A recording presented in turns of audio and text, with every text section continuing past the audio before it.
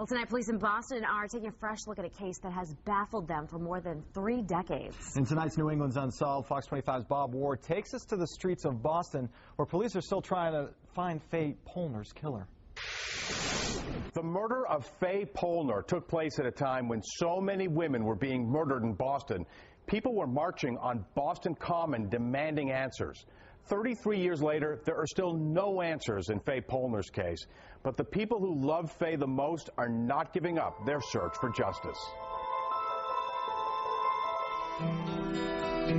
Spring 1979. 18-year-old Faye Polner on break in Boston from her studies at Occidental College in California, enjoying a few precious moments with her niece. I had a baby at the time, and so it was her niece, and she was very much into my daughter. Elaine Rusk is Faye's older sister. When we were very small, we were very close, and I always felt really protective of her. I think she had an affinity and a love for animals and for fairness. She rode horses and would be hired from different stables to do competitive jumping of the horses in competitions. In the last weeks of her life, Faye Polner liked to hang out at jazz clubs along Harvard Ave in Allston, Brighton. She was especially drawn to Bunratty's, at the time a well-known night spot. My understanding was she actually liked to shoot pool in Bunratty's. Downstairs in Bunratty's, they had a couple of pool tables. At 18 years old, Faye Polner seemed to have the world in her hands. But it all changed on April 28, 1979, in the parking lot of the Joseph Lee School in Dorchester.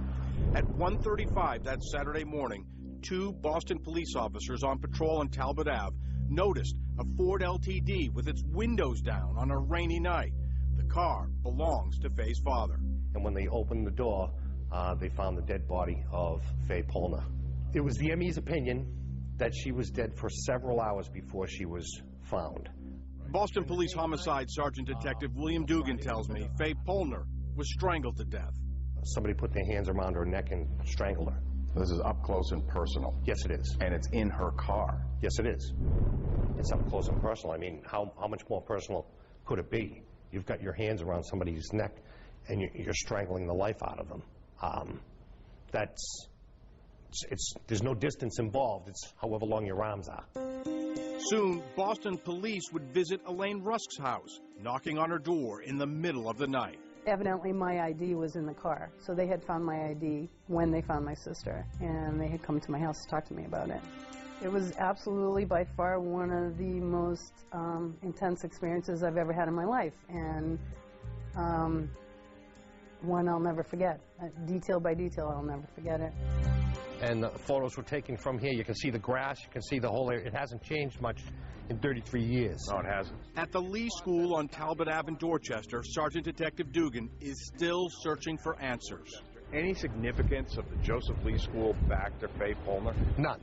Nothing. Nothing. So she's not familiar with this as far as we know. As far as we know, no. So we don't know how this car got here. We don't know if she drove it. We don't know if the killer drove it. That's correct.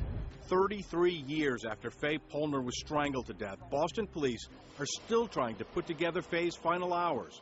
On April 27, 1979, hours before Faye was murdered, a man canceled a date with Faye because it was raining that night, and the man only owned a motorcycle.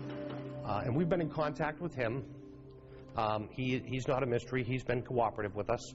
So, police are retracing Faye's steps in Allston Brighton to the clubs like Bunratty's that she so enjoyed.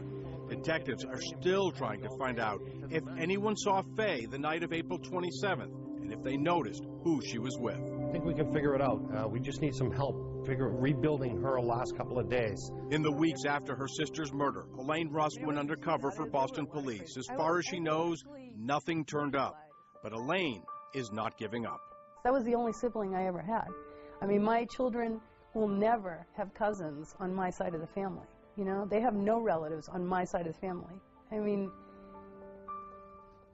yeah, I think about it every time something major occurs in my life. I just have an undying love for my sister, and I always will. 33 years is a long time to hold on to a secret. It is very possible the killer told someone else about Faye's murder, or about seeing her that night, or maybe seeing someone leaving her car in Dorchester. Now, if you can help, please contact Boston Police Crime Stoppers at 1-800-494-TIPS.